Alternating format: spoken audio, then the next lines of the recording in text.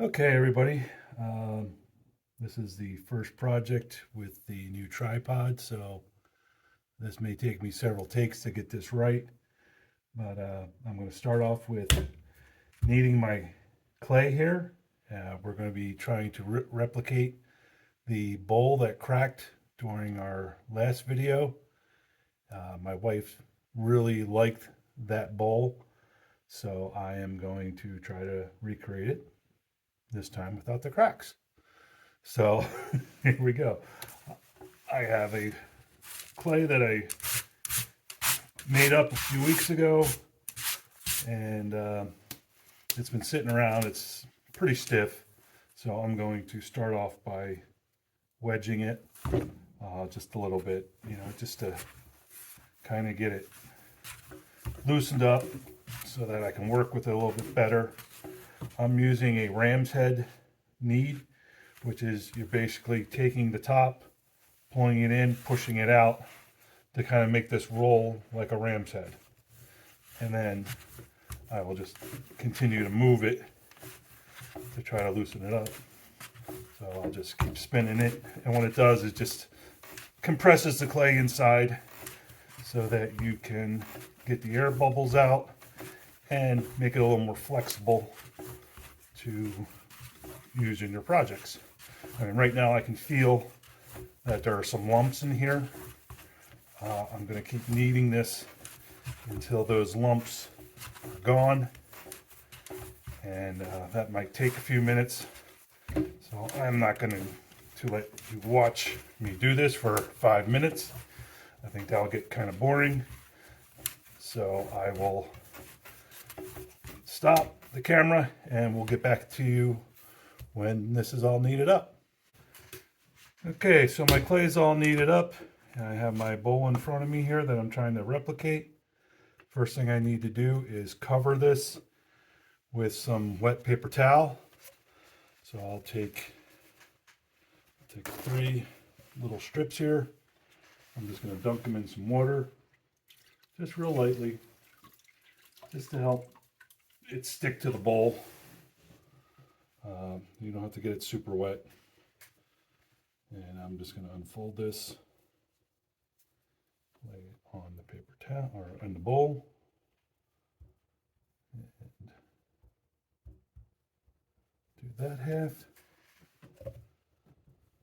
And I am out of paper towels, so hopefully we can get it done with this one.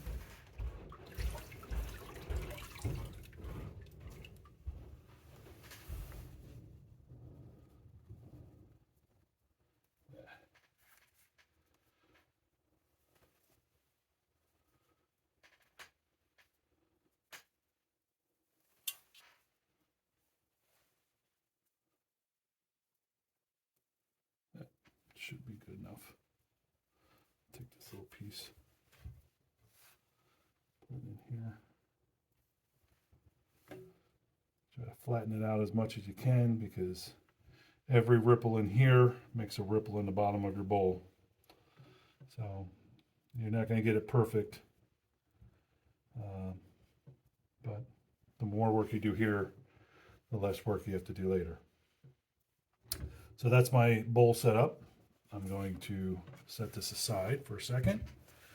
I'm going to tear off a piece of clay, just a size that I can manage. This fits in the palm of my hand, and I'm just going to pound it flat.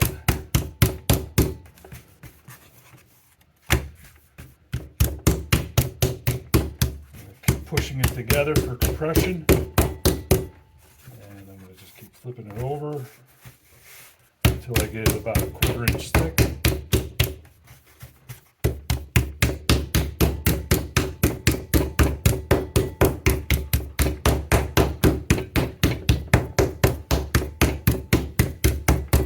Hopefully this isn't shaking the camera too much, and we'll have to check that out next time. This is what we're using for now. So I have my gauge here, pretty close. Again, you don't need to go for perfect. but try to get it as uniform as you can. And I am just going to flop this into the bowl. Try to center it as much as I can. And there we go.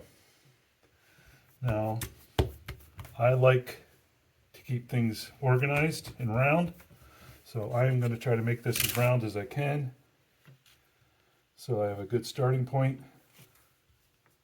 So I'm just taking my edge scraper here and getting rid of some of the excess.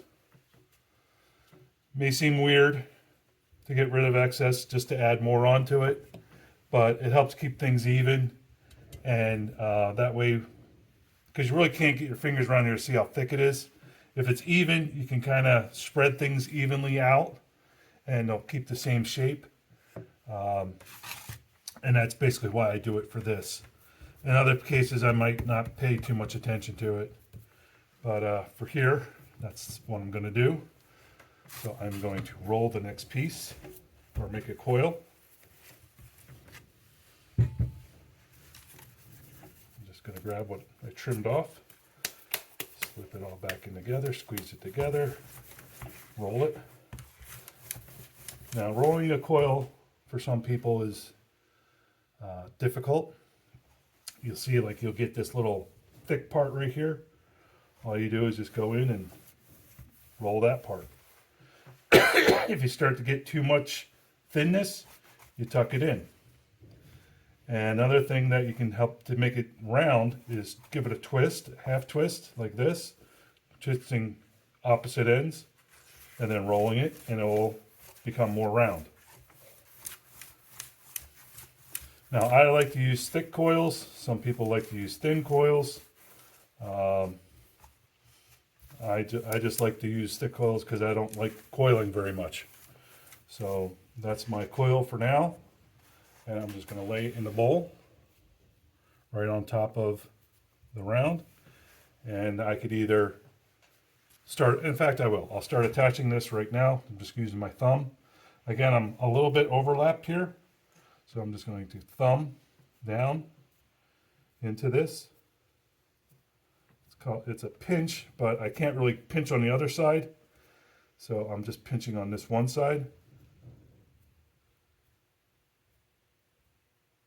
And now I'll continue with the next coil. Rip off some more clay. Mash it together.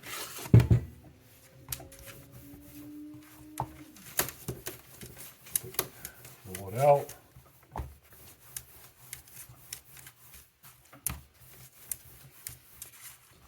The more you do this, the faster it'll become. I've made lots of coils, and I don't think any of them turn out the same, but you kind of get a feel for what you're looking for. You want kind of uniformity. The round is not so much a big deal for me. It's more about having things the same size, the same amount of material in the area, because I'm just going to flatten it out anyway, so I don't really care if it's round. Some people might say, oh, I forgot to score and slip. It's the same moisture. So, you know, according to Andy Ward, who I follow a lot, it's not needed. You know, if there are two different moisture contents, then I might consider it. But right now, it's the same moisture content, so I'm just going to lay it in here. And, you know, I really don't have too many problems with my coils. It's usually when I go to polish things is when I crack stuff. So my coils usually don't separate. So I'm just going to push this down. Hopefully you can see all that. All right. Get in here. And I'm just, in the ends, I'm just going to push them together. I'm going to use, you know, just going opposite directions to kind of blend that in with my fingers. And now I'm ready to use my tool and start scraping this. So I'm going to get a cup of water. It doesn't have enough in it. I got my water bucket right here. I'll fill it up. Dunk my tool. Knock off the excess. and just start scraping around. Now, well, I'm not trying to get round. I'm not trying to get anything crazy. I'm trying to blend this line, and I'm trying to get the thickness right. So those are the things I'm focusing on. Is, you know, getting the right thickness around the wall and getting rid of that line.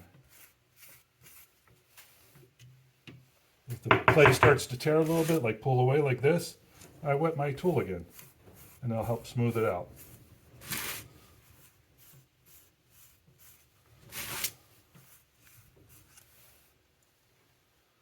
I'm going to go all the way around here,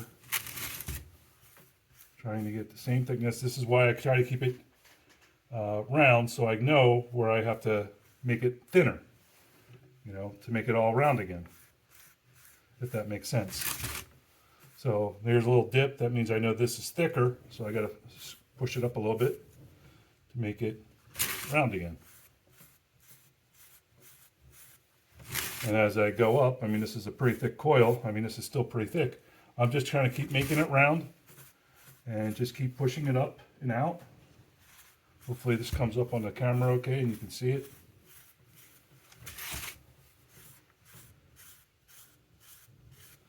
And I'll go back, I'll do my, oops, I'll have to fix that later. You know, take the wet stuff out of the bottom, make sure it's nice and round.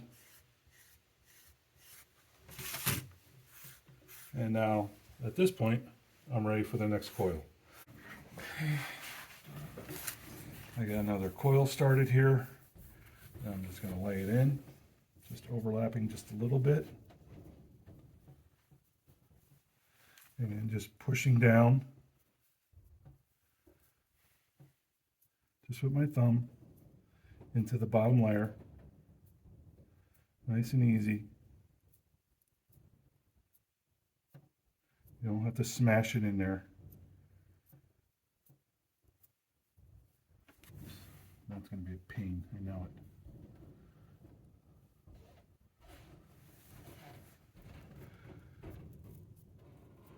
All right. And now I'll make the other coil. I guess, you know, intuition would say that you'd want to make this coil as long as possible and, you know, roll it in there and do it all in one piece. You could do that. I just find it hard working with coils that long. So I'd rather do them in ones that I can manage and just keep rolling this out. And that way, you know, if when I get them too long, they end up breaking anyway. So I just, you know, just make them the size that you can deal with. I don't like having cracks in them. I don't like having seams in them, but that's pottery. So I'm just going to lay this in. And I missed. So I'm just going to go down here. Push this in from this side. I'm actually putting my hand under here. I don't need to support this, but when you have a Pookie, it just comes natural that this is where your hand wants to be if you have nothing to support it. So your hand is always going to be opposite of your thumb that's pushing it in. So I do this out of habit. I'm just pushing that down.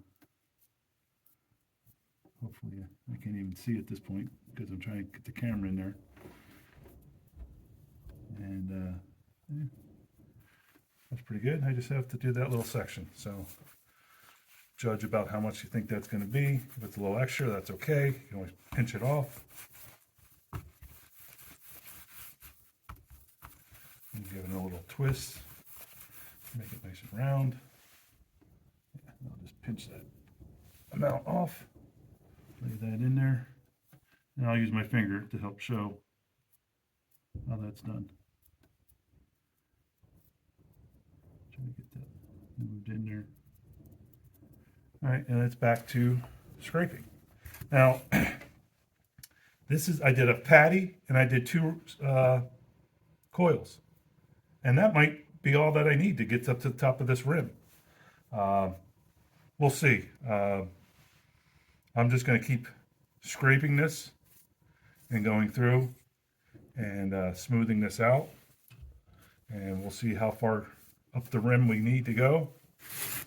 And I know that's really probably not the best camera angle. Let me go over here, see if that helps a little bit better.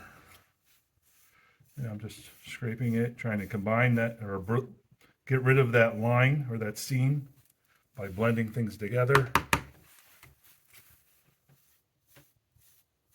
It might be out of camera.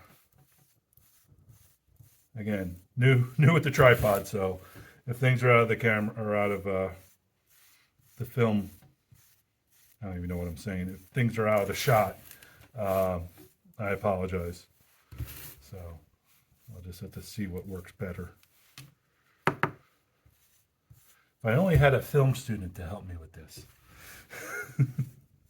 As you know, my daughter is a film student, and she's upstairs because she enjoyed New Year's Eve last night, and she didn't get home until late. So she is sleeping right now. Otherwise, I'm sure she'd be happy to help me.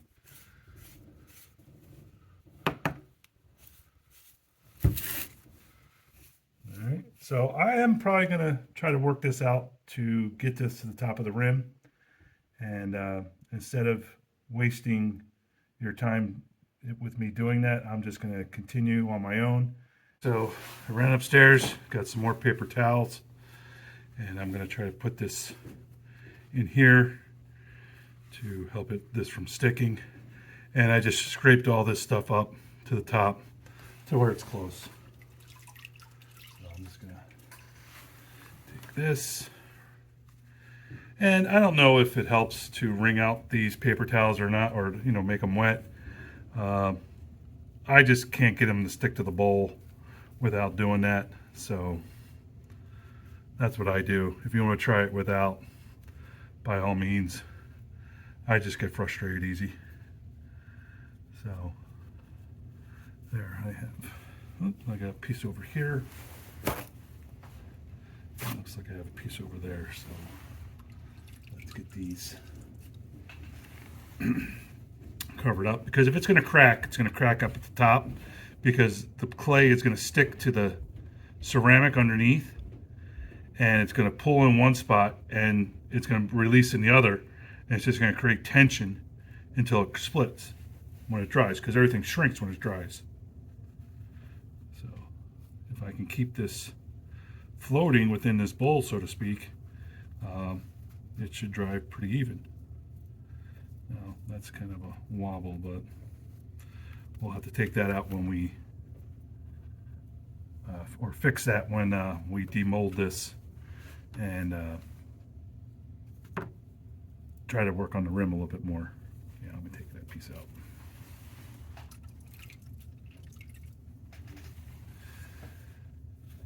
Now, if you have a, like I said before, if you have a Pookie this size and you want to do this without the mold, it's probably better. It's going to make you a better potter. This is probably this is what you do in a pinch when you don't have anything and your skills are low, and you want to still make something. You do stuff like this to make it better, or at least to be able to make it possible. All right, so I also have a whole bunch of wet slip in here. I'm actually going to take a sponge and get that out of there instead of using a paper towel. Paper towel leaves marks, which I don't want to leave, so I'm just going to take my sponge, dry that out a little bit. This is just a sponge I picked up from Michael's. So now I'm at the rim, and I have two options here. I can make a little coil to get it above the rim here, or I can try to make it, push this up a little bit more, thin this out a little bit more, and give me enough that I can actually make a rim. I think last time I did, I just came up to the top and kind of leveled it off. I think I'm going to try to go above the rim and then shape my top from there. So I'm just going to grab some more clay, make another coil. This one's going to be a lot smaller coil. I can see the camera shaking like crazy. So I will put my knee on the table while I roll this out, and we'll see how it goes. Again, I'm just going to make this, I'm going to keep cutting this off because I want to make this thin, and I don't want this snake to get too long, or coil. You can call it whatever you want. When we were in elementary school, we called them snakes.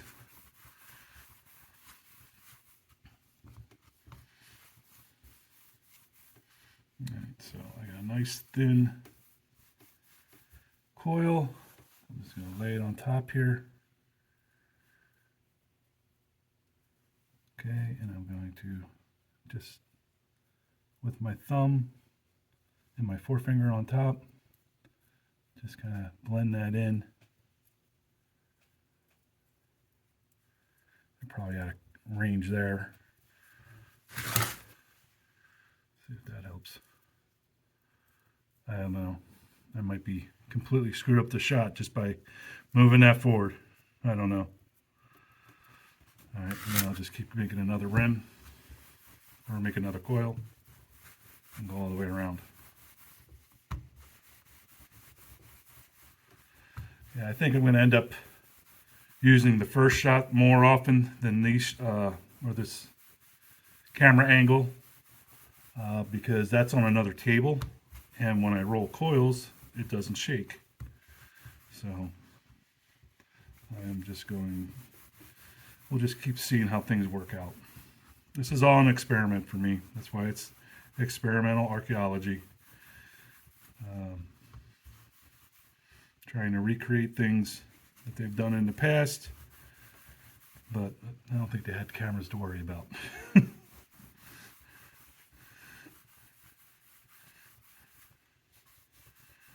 I tend to babble a little bit, so please forgive me. There we go. There's another coil. Just lay that on top.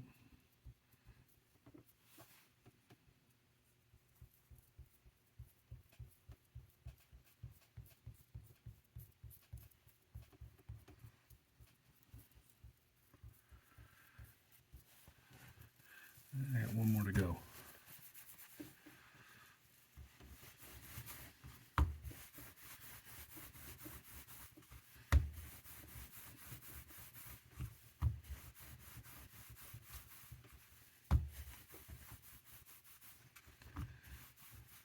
Now, if you're an experienced potter and you see me doing something really wrong, feel free to add something in the comments. Like I said, I usually watch Andy Ward, and this is kind of how he's taught it, and that's what I've been going with. This is a primitive Southwest technique. This is not what's done in normal ceramic classes today. First of all, you'd be using stoneware clay, not, clay that you grabbed out of the creek. So, there are quite a bit of differences. And just try it for yourself. See what works for you. I mean, if you try something different and it works better for you, then use that. I think over the thousands of years that people have been using pottery, I'm pretty sure there's been one or two different ways of doing it. So I'm going to start blending this in, and then I'm going to try to start rounding this rim over. So I'm just going to use my tool here and use my index finger to kind of keep it flat and just work it around. Now I do have a wheel here that I could sit this on and have it spin a lot easier, but then my arm gets up too high and I don't really care for that too much. So I'm just going to do it this way. This is why you have a mold or a pookie, so that you can pick it up and spin it without it deforming. And that's what they would have done in the Southwest, 100, 200, 300, 400 years ago, whatever it is. I think it goes back farther than that, but I can't do math and do this at the same time.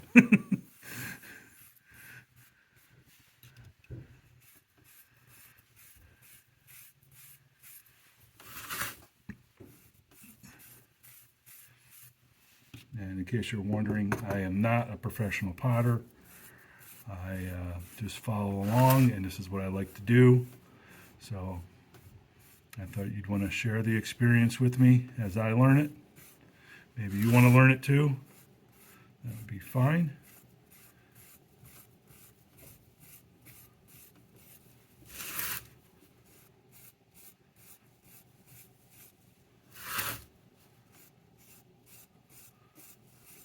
But for what I do, I think it does the job. Again, I usually don't sell these things. Whoop, there's my sleeve dipping into it. I don't sell these, so I don't have to make them perfect. Around here, I try to go for happy, not perfect. Yeah, see here, I got too much clay. I have to trim some of that off. Now I'm trimming it with my tool. I should probably use the needle tool.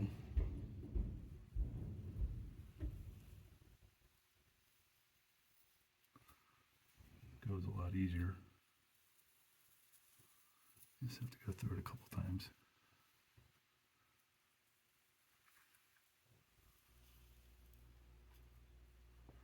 There we go.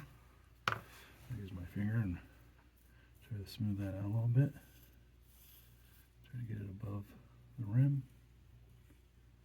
of the mold.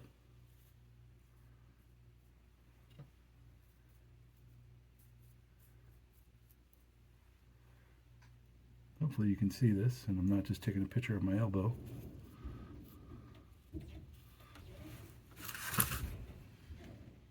See, now over here it's a little thin, so I'll put a little extra on there.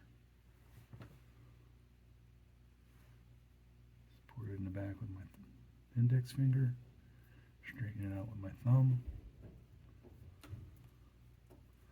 That's still a little low.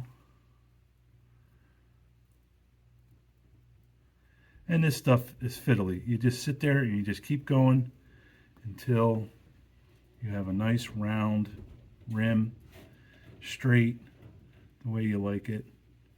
And then really the only thing I'm going to do after this, before I let it dry, is just go through and smooth this all out, you know, and make it, you know, get rid of all the marks that I made from my tool. And then I'm just going to let this dry overnight. So I will come back when I have the finished rim, just to show you what I ended up with, because this could take another 15 minutes. Up until here, it's probably been about real time with filming, about a half hour. Edited time, it'll probably be much less than that. But I'll probably spend the next 15 minutes working on this rim, just to get it right. And you guys don't need to sit around for that. I'm just going around, you know, just like I'm doing, you know, with my thumb or the tool and trying to get it to come up a little bit. Right now I'm about 1/8 of an inch to 1/4 of an inch above the rim here. And that's what I'm looking for. I want to get that all the way around. So I'm going to stop the camera here and we'll come back in a minute. Okay, so here's the finished product. I probably spent more time on the rim than I did making the entire rest of the pot.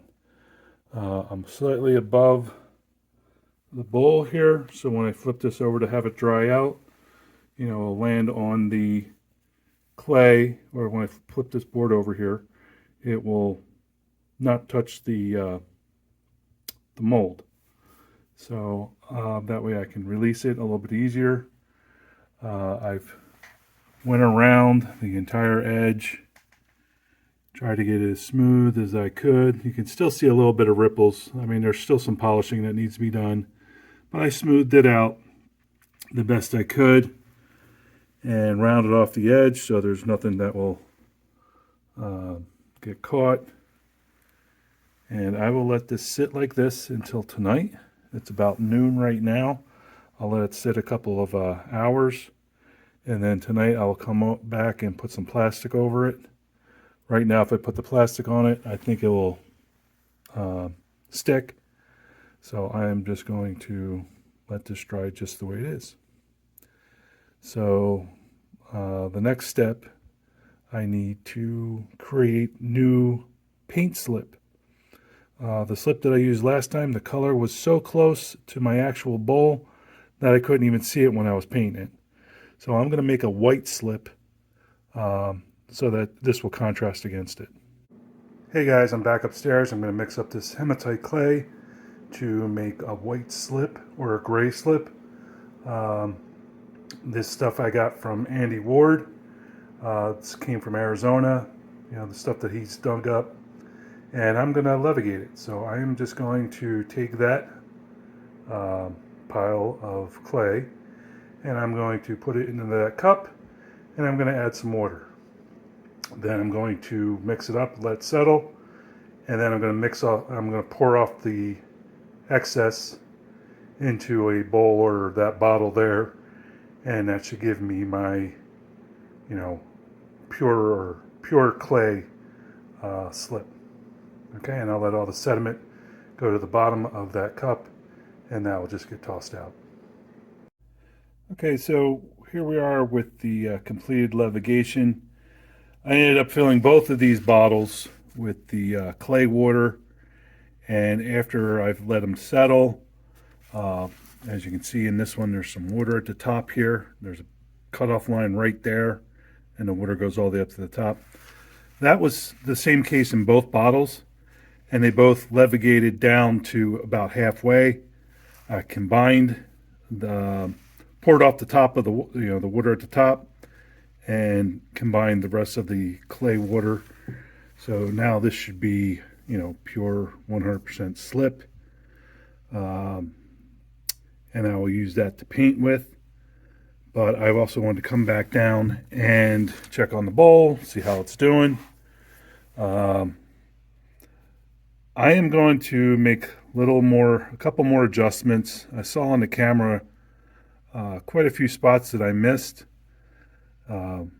So I am going to maybe adjust them just a little bit, and then I'll put some plastic over this for the night, and then come down tomorrow to make sure the sides aren't sticking to the bowl, and then I'll probably end up painting tomorrow as well. Okay, it's the next morning, and I'm going to get ready to paint this. Clay is still a little loose, so I'm going to keep it in the mold, and I'm going to paint that design. It's just a few lines. It's to help build your line technique when you're doing pottery. So I'm going to get started here. I'm just going to let the camera roll, and I'll see how this turns out. I'm using the slip from yesterday. Here it is right here in the pot. Whoops, the wrong one. That would be no good. Here's the right one. And we'll see how this turns out. It looks a little watery today, but we'll give it a shot and see what we get. So the first thing I'm doing is making a straight line, or as straight as I can get it.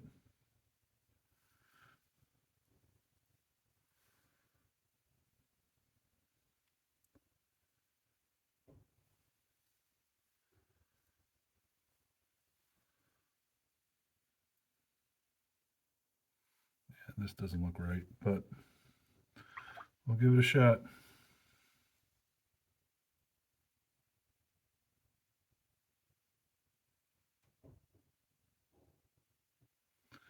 That's why this is experimental archaeology, because I have no idea what I'm really doing. I'm just trying to paint what I see.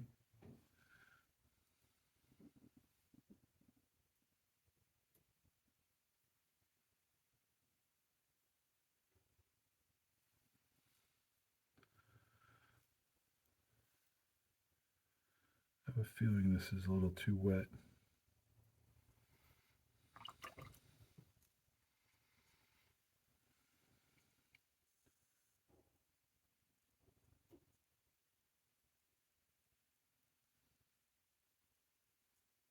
I'm not a very good painter as far as lines go. My hands shake just too much anymore. But I know this stuff is supposed to go on kind of watery, but this seems a little too watery still. So I'm going to take a break, and I might try to put this in the oven for an hour on a low heat and see if I can get this to dry out a little bit more before I paint it. It's been an hour. I put the bowl into the oven at 200 degrees just to try to firm things up a little bit. And in the meantime, I started playing with that slip that I just mixed up some on this pot I did a few weeks ago. And you know, in some areas it came out good, some areas it came out thick, some areas it came out thin. So I think I practiced good enough with this to be comfortable with the thickness that I need. And it's almost in between an ink and a very watery paint is what I'm looking for. So the first time I did it way too thick, and it started globbing up, and it came off when I tried to smooth it out. The thin stuff just is too thin. It doesn't show the color. So somewhere in between there. So I think I got a good idea of that, and now I can start with the bowl again. And I demolded this just to make sure nothing was sticking. I don't have any cracks this time, so fingers crossed I don't break it when I polish it up on the backside. But I'm going to finish my painting in here. This is pretty dry.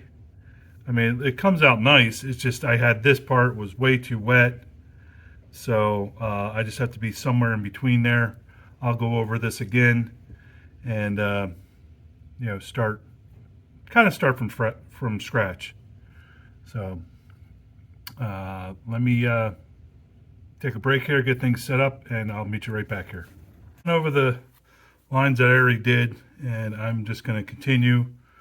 I think we're okay at this point. Probably not the best, but we'll see what it looks like when it fires. So I'm looking at my design here, and each line is cut up into quarters, and then there's 3 lines in each quarter. So I'm going to do that. So I'm just going to continue this, almost looking like a pie shape.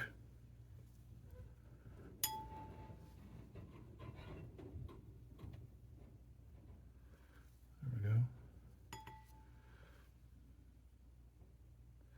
This is still probably a little too thin, but I'm just going to go over twice. And again, my lines aren't straight. I'm not very good at straight lines.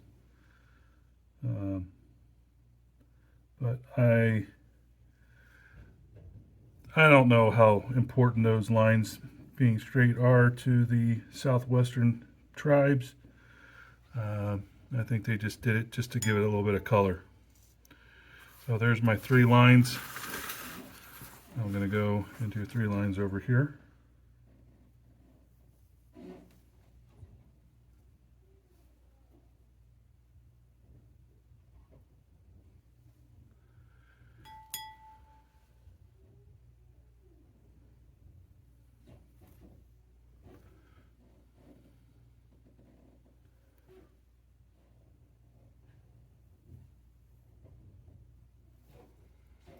I'm trying to divide this up like a pie, but I'm not doing a very good job. And I'm afraid if I keep going over it, the brown is going to liquefy and mix with my color. So I'm just going to go over it lightly and hopefully it sticks. So I don't want to mix this paint too much. I also put my paint into a different bowl than my original, just put a little bit in there, so in case I do cross-contaminate, it's only in a little section of paint over here, and I just have a little bit in the bowl here.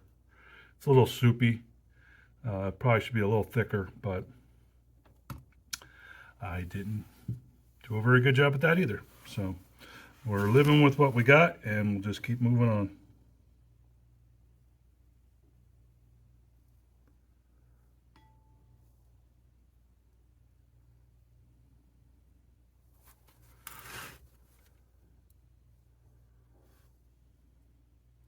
I'm just starting at the top and trying to pull towards the center here.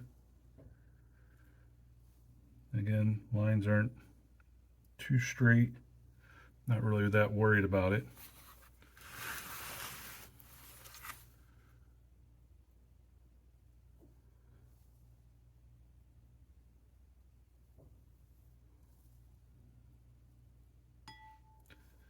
You know, if you wanted perfect, you can go out and buy perfect.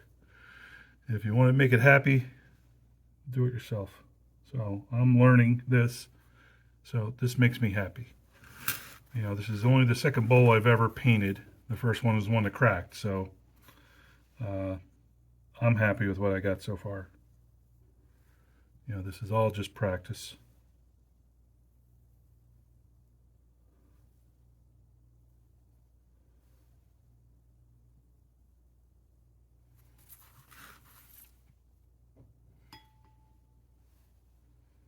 And who knows what this is actually going to look like when it dries. According to Andy Ward, you know, you're supposed to put this on a thin coat, and all of his turn out perfectly white. So I'm not sure if I have the right thickness or not, but this is what I got. And I'm just going to make this a circle. The original did not have a circle down here, but I think it'll tie things together a little better. So, you know, I try to hide mistakes. And again, there are no mistakes, just happy accidents. So maybe this will look nice with a little dot in the center. All right, from there we have squiggly lines going in between here. So I will do my best at making squiggly lines. I think I'm going to start over here because it's going to make painting easier. So I'm just going to go up, down, up, down, up, down, repaint. Up, down. See, that's what I didn't want. Down, up, down. Finish that off. See, I didn't want that blob. That's exactly what you don't want. So make sure you hear that sound. I'm tapping off my brush.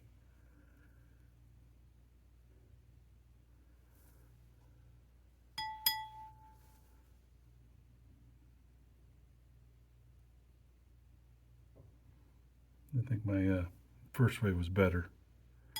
I just shouldn't have stopped. All right, so we'll try this again. Go up, down, up, down, repeat. Up, down, up, down, up. That's probably the best one so far. So we'll just keep going through and trying this. Again, more learning.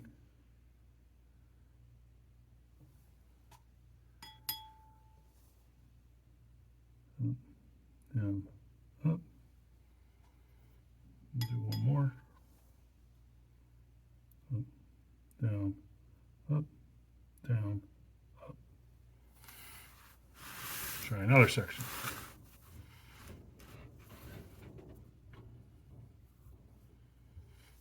Okay. Up, down, up, down. At least it's going along the line there.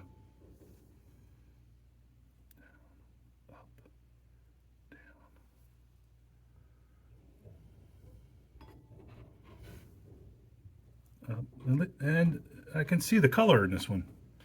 The last time I did this, I could not even see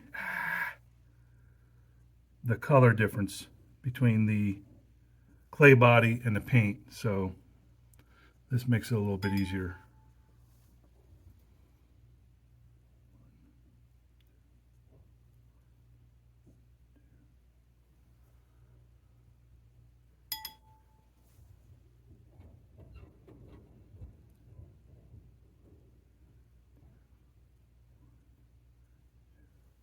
And by making this crazy design, hopefully it distracts your eye enough that it doesn't matter if you have little gloops like that. I'm not trying to make excuses. I'm just saying, I'm not sure it matters that much, how straight things are and how professional they look. Obviously, there are people in the world that do this a lot better than me. If you want to see some really nice ones, check out on Instagram the Ancient Pottery Challenge. They got guys there that these lines are perfect, and the color's perfect and everything's perfect. I don't know how they do it. A lot of them are even better than the teacher, Andy Ward. They're just phenomenal. So I am just trying to imitate it to see what it was like to do this in the past. Now they would have been using yucca brushes, which would have even made it harder, I think. So you get a real appreciation for what they did in the past. And what you try to it makes you wonder, why would they spend all this time decorating these? And maybe it was for the trade industry. Maybe the ones that were decorated better traded better. That seems the way it is today. I can imagine it changed that much in 500 years. So I guess the prettier it is, the more in demand it is. So for me, I'm all about functionality. When I do this stuff for the past, it's all about, does it work? Could I hold this? Could I put bread in here? Could I put grain in here? Could I put whatever in here? And have it be functional. This artistic stuff, even though I like art, I am just not good at painting unless it's a wall. If it's a wall, I'm okay. But this stuff, I need a lot more practice.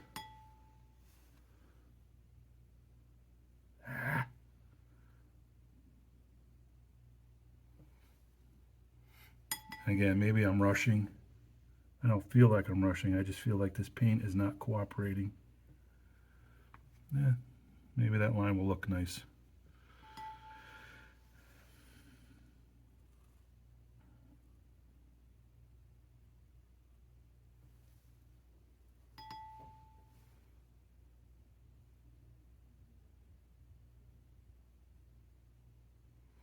And you know what? Maybe there's something to decorating this. When I just had this bowl out here in front of you, it looked kind of boring. Now with this design here, at least it looks like something. And again, that makes it a little bit more special.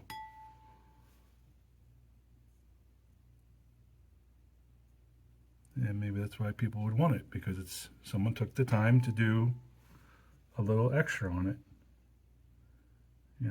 I'm a basic bitch. I like basic.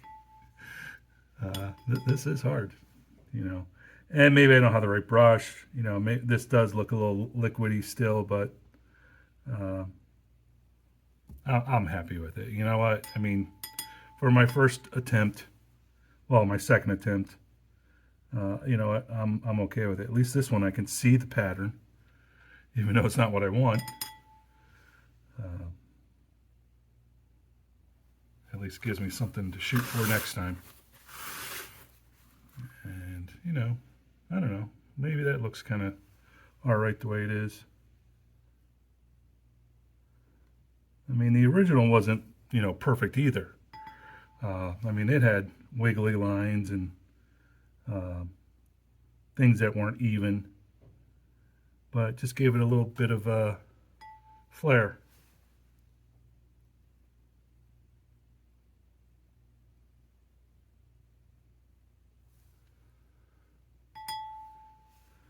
And I'm almost done here. Now the only other thing they have on this design is in here they have some triangles, which I'll go through and add those after I finish this up. I just wanted to show you, hey, this is kind of sloppy work, and maybe that's why it looks the way it does. Almost looks like chalk on here, you know, where it dried. So that looks kind of cool.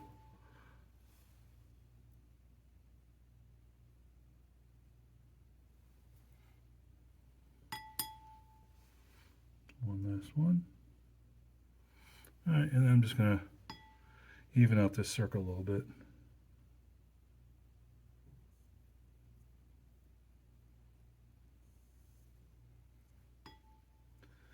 All right, I'm gonna go back and do some triangles in between here, just to see what it looks like. You know, try to give a little more contrast and a little more character. Yeah, I'll show you one. I'm just going boop, boop, boop, boop. I mean, that's all their design was. Just, I'm sure these have meaning. Maybe these are mountains or rivers. But I don't know the meanings off the top of my head. I do know that each shape did have a meaning. But it wasn't very consistent in the original.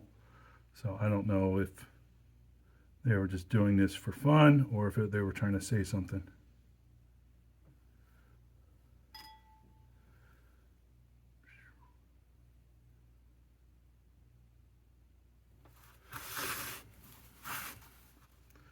Well, what I'm trying to say is I don't like doing this part and I'm rushing through it. I don't, and again, it's not that I don't like it. It's because I'm not very good at it. If I got better at it, I'm sure I would like it more. But the way to get better at it is to do it.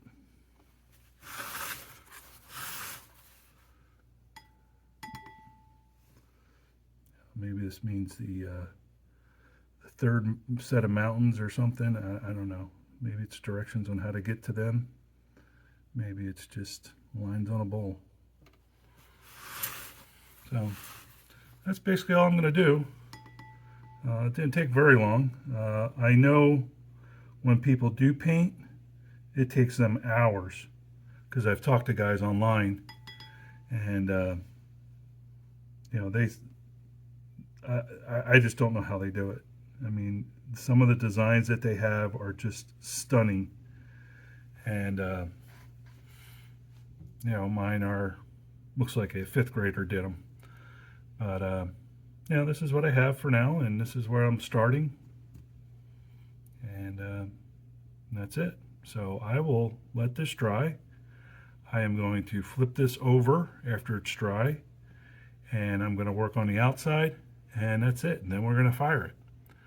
I don't think I need to show you the outside part, but once this gets fired, I'll show it in another video along with firing this other one that I did in my new Pookie. You know, we'll fire those together, and I'm going to call this video done. And we'll just have to wait to see how this turns out after I fire it. All right, so I hope you enjoyed this. You know, experiencing this with me as I go along, and you know, as I go through it, I can really appreciate how long it takes to paint and getting the paint thickness just right. You know, mine's still a little watery. So, you know, they did things for a reason back then. And, you know, the painting here, I think they're doing it to add value and to, or to tell a story. Like, I believe these lines are water, these are mountains. This is the sun. I'm not sure what the story is or how to read it. But some of these designs are not just random. They have a meaning. And, you know, I need to do some more research on what those meanings are. Oh, the other thing they did is they painted the rim, you know, with their color, which I might skip. And they actually had it come down on the outside too. I think I'm going to skip that and just fire this just like this, just to see how this light color comes out. Does it turn actually white, or does it turn out the way it looks right now? So this is an experiment. Thanks for watching, and we'll catch up with you next time.